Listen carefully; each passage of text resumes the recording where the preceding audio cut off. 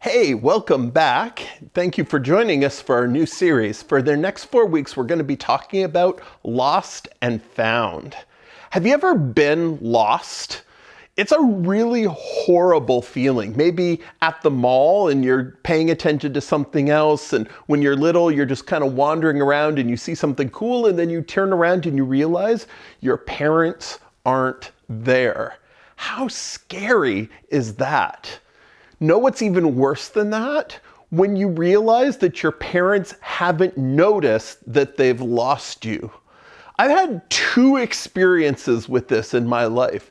The first time came when I was probably about 7 or 8 years old, and I was at the church. And I don't know about you, but my parents loved to talk after church.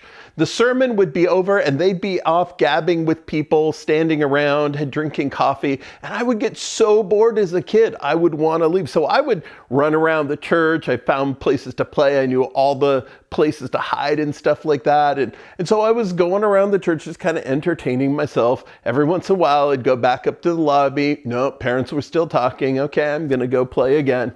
And I was doing this. And finally, I came to play, and the church was dark. And I went up to the lobby and the lights were all off, and the door was actually locked. And I had to go out through one of the emergency exits, and there was the pastor getting into his car, getting ready to drive away. And I'm like, where are my parents? And he's like, oh, your parents left. My parents had actually left the church and not realized I wasn't with them. You see, we were going to my grandpa and grandma's house, and they thought that I had already gone with grandma and grandpa, and I hadn't. So it wasn't until they got there that they realized that I wasn't around. And then they, of course, started freaking out. Fortunately, the pastor lived real close to my grandparents, and he took me there. The next time was even more scary. I was actually on a missions trip, and we were driving on a bus down to Mexico. And we were driving all the way from Missouri to Mexico, and we stopped in the middle of a desert in New Mexico, in this little place called Truth and Consequence, New Mexico. You can actually Google it. It's tiny. The only thing there basically is a rest stop in the middle of a desert. And so our bus pulled in and everyone piled out and used our washroom, and they had told us, it's this far until the next rest stop, so everyone go. And we ate our lunch, and then they said, if you're getting back on the bus, go use the washroom again. And I was like, you know what? I probably should use the washroom again. So I went in, and sometimes it just takes you a little bit longer than you think it is in there. So I finally finished doing my business and came out, and the bus was gone. Now, I was 13 years old. This was my first major trip away from home without my parents, except for, going to camp. I knew nobody. I was in a different country in the middle of a desert, and I was lost. I didn't even know what to do. This was before cell phones, so I couldn't text anyone that was on the bus and tell them. There was no phone to get there. I was like, they didn't even notice I was there. So I had to call my mom from a payphone, call her, and say, Mom, they left me behind. I'm stuck in the desert. What should I do? My poor mom. She was already worried letting me go away from home for the first time. And she, of course, started freaking out about things.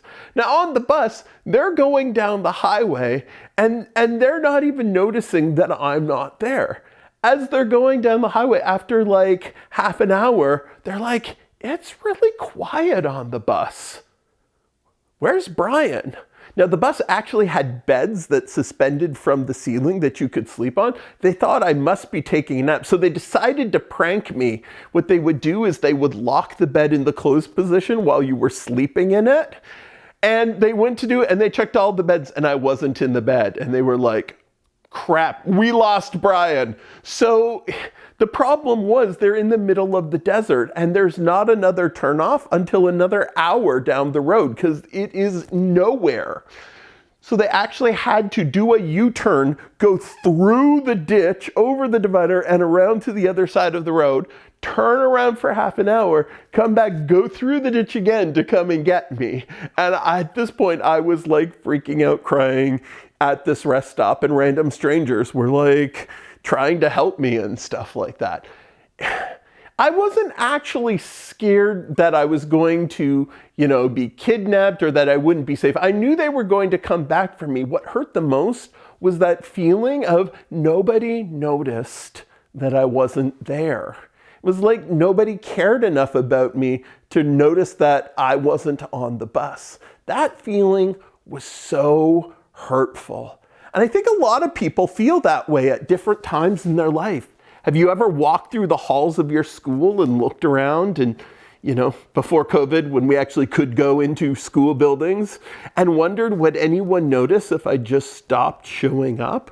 Would anyone care if I didn't come tomorrow? I felt that way a lot in high school. But the story of the Bible is that there is a God who notices us and cares about us. And when we were lost, cared enough to come and find us. In Luke chapter 15, Jesus tells a number of stories, and each of the stories are about something that was lost and it becoming found. And the stories start because the Pharisees got mad at Jesus. Now, this actually happens a lot where the Pharisees were mad at Jesus. The Pharisees were the religious leaders of the day. They're the people that people looked up to and said, oh, they know all about God. But Jesus constantly fought with them and was always telling them that they were wrong. So one day Jesus was hanging out with people, and the people he were hanging out with were not the people that they thought he should be hanging out with. He was hanging out with tax collectors, which were agents of a repressive government that had invaded Israel. And so people would shun them and refuse to work with them. He talked to people that other people didn't like Samaritans, which were part of an offshoot religion and a different ethnic group that other Jewish people were like, no, we're not going to deal with them. And Jesus often hung out with these. He went out of his way to hang out with the people that other people didn't want around. And so the Pharisees see this, and he says, he claims to be following God. What is he doing hanging out with these people? And so Jesus starts telling them stories of what God is like. And the first one, he says, so Jesus told them this story in Luke 15:3. If a man has 100 sheep and one of them gets lost, what will he do? Won't he leave the 99 others in the wilderness and go to search for the one that is lost until he finds it? And when he has found it, he will joyfully carry it home on his shoulders. When he arrives, he will call together his friends and neighbors, saying, rejoice with me, for I have lost my sheep. In the same way, there is more joy in heaven over one lost sinner who repents and returns to God than over 99 who are righteous and haven't strayed away. So Jesus is saying this story for a couple things. Number one, this story tells us that God notices.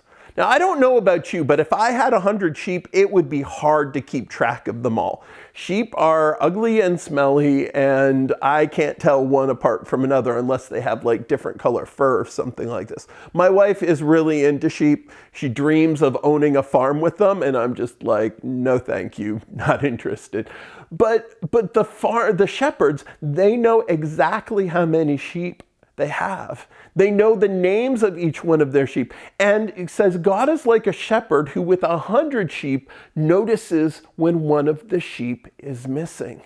And when he realizes one of the sheep is missing, he could be like, it's probably been eaten by a dangerous creature. Me going out looking for it is going to put me in a danger, especially since he would probably be looking at night, because that's when they would gather them all together and count them up.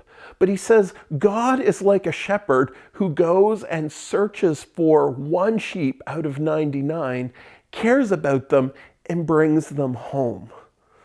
So when we're thinking about what God is like, what this story tells us is that God notices us. God notices us even when we're not interested in him. You know, when I was in grade 9, I was really angry at God. There had been a lot of really difficult things in my life, and I was in a lot of pain. And I thought like God didn't know me or care about me, or if he did know about me, he hated me. And so I wanted nothing to do with God. I even told God to F off and get out of my life. I want nothing to do with you. But God didn't leave me there. He loved me so much that when I was at rock bottom in my life, he showed up to help me. He loved me so much that he sent people who cared about me around me, like my friend Dawn, who I used to go into her bookstore and sit under a table and read books and not buy them. And she looked at me and said, "This is a kid that needs love." And I started to see that Jesus loved me by watching how Dawn loved me. Somebody noticed that I was alone and hurting and forgotten, and they loved me and treated me with value. And it so changed my life that I have dedicated my life to going out and finding other youth who feel alone and unnoticed, and loving them and bringing them into a welcoming community. This is the story of who God is, and this is the story that inspires me to emulate this and to continue on with this. So if you're feeling lost, alone, and unnoticed, know this: God cares about you. So things to discuss in your small group. Question 1, have you ever been lost? What happened? How did you get found again? How did you feel when you were lost? Question 2, who do you think are the people in our culture who others don't value that God wants us to go out and find and bring them into the fold? How can we do that for other people? Talk about it in your groups, and we'll be back next week to talk about another story of lost and found. See you then.